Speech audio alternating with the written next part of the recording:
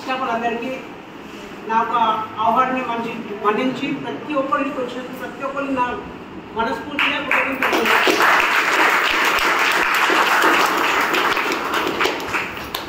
ఏంటంటే ఫస్ట్ నేను కూడా మీలాగా చాలా మందికి ఎందుకు ఎంతో మందికి ఫోన్ చేసి కొంతమంది వచ్చారు, అవునా కదా?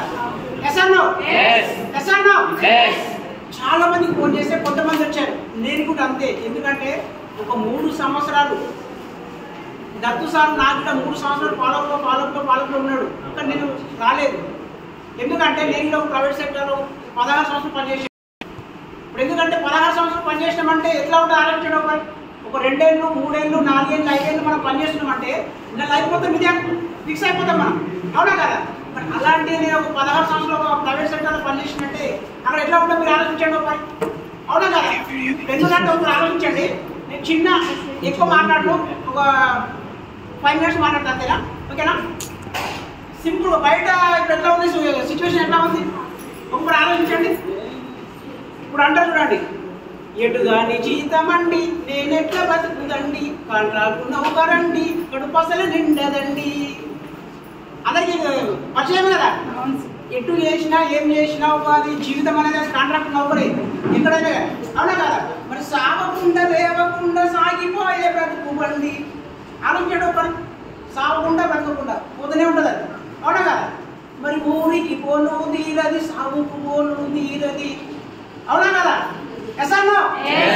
అందరికీ అన్నారు కదా, ఊరికి పోదామన్నా తీరదు, సాగు పోదామన్నా తీరదు. మరి వీక్లీ ఆపులు ఉండవు, పండగ సెలవులు ఉండవు, ఉంటాయా? మనం చేసే సమాజం మొత్తం అట్లా ఉంది. ఎందుకంటే ఒకరు ఆలోచించండి, ప్రతి ఒక్కరు తెలిసిన విషయం ఇది. ఎక్కడైతే పని చేస్తున్నాం అక్కడ మనం ఊరిపోదామన్నా సాగు పోదామన్నా ఏం చేద్దామన్నా వీలు ఉండదు. మరి నేను కూడా అలాంటి వచ్చిన, నేను కూడా అదే నమ్మిన, నా జీవితం మొత్తం అదే అనుకున్నా. మరి జీవితం మొత్తం అదే అని నమ్మినప్పుడు మనకు జీవితానికి కావాల్సిన మొత్తం అది ఇయ్యాలా వద్దా? అవునా కదా? నువ్వు ప్రతి ఒక్కరు పని చేస్తున్నావు, నా జీవితంకి ఇది నాకు సపోర్ట్ చేస్తుంది, నా జీవితాన్ని ముందుకు తీసుకెళ్తానని చేస్తున్నాం, అవునా కదా?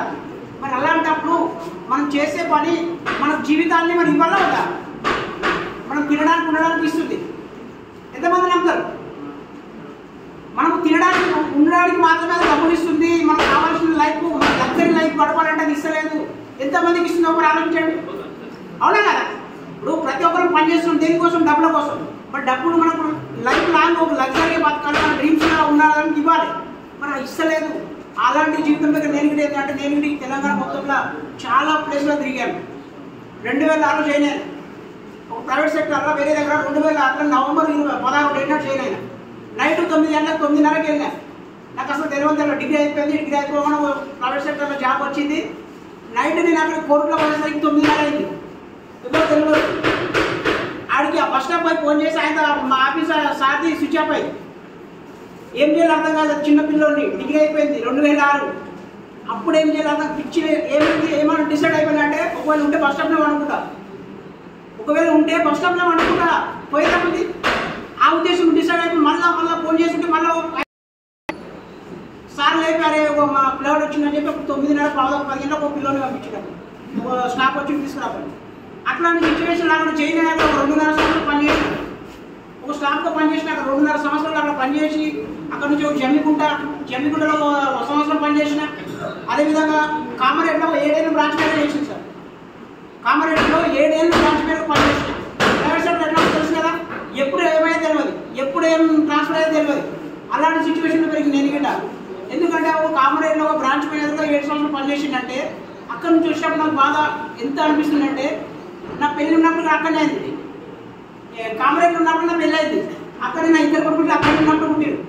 7 ఏళ్ళ జీవితం అక్కడనే పోయింది. కాబట్టి నాకు ఏమనిపించిందంటే, అక్కడ అప్పుడు నేను బండి మీద ప్రతి 100 కిలోమీటర్ వస్తుంది, మా ఇంటికి కామారెడ్డికి 100 కిలోమీటర్ వస్తుంది.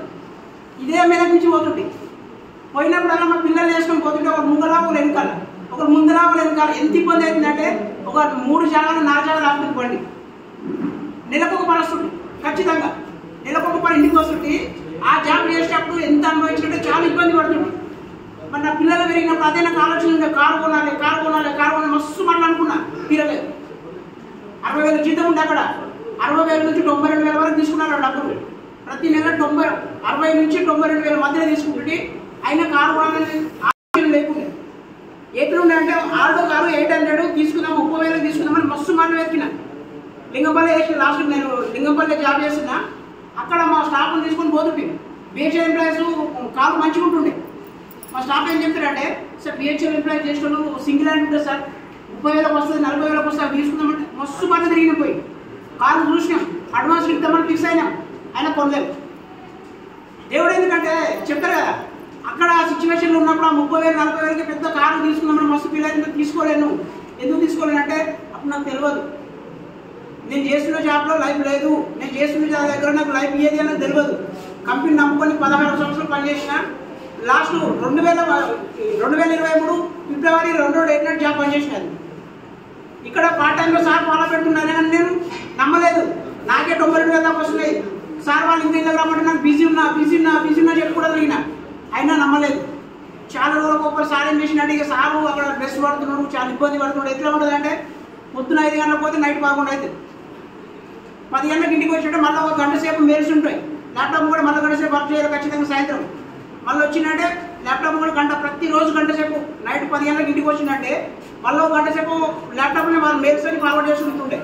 అలాంటి వర్క్ నుంచి వచ్చిందంటే మరి నేను ఎంత కష్టపడ్డా అంటే, ఇప్పుడు నేను 5 గంటలకు బయలుదేరాను అనుకో, మా మిస్సెస్ 4 గంటలకు లేవాలి. అవునా కదా? ఎంతమంది జాబ్ చేసిన అందరూ తెలుసు. నేను 5 గంటలకు ఇంటికి బయలుదేరాలంటే 4 గంటలకు రావాలి, మా వాళ్ళు లేవాలి, మళ్ళీ ఉంటాయి చేయాలి, టిఫిన్ కట్టి పంపించాలి. చందనగర్లో 4-4 ఉంటుంది మా ఊళ్ళో. నేను 3 గంటలకు వేస్తాను. ఫస్ట్ షిఫ్ట్ ఉంటున్నా మాకు బేగంపేట, మా ఆఫీసు బేగంపేట లైఫ్ స్టైల్లో ఉంటుండే. 3:30 లేచి మాకు ఉంటాయి.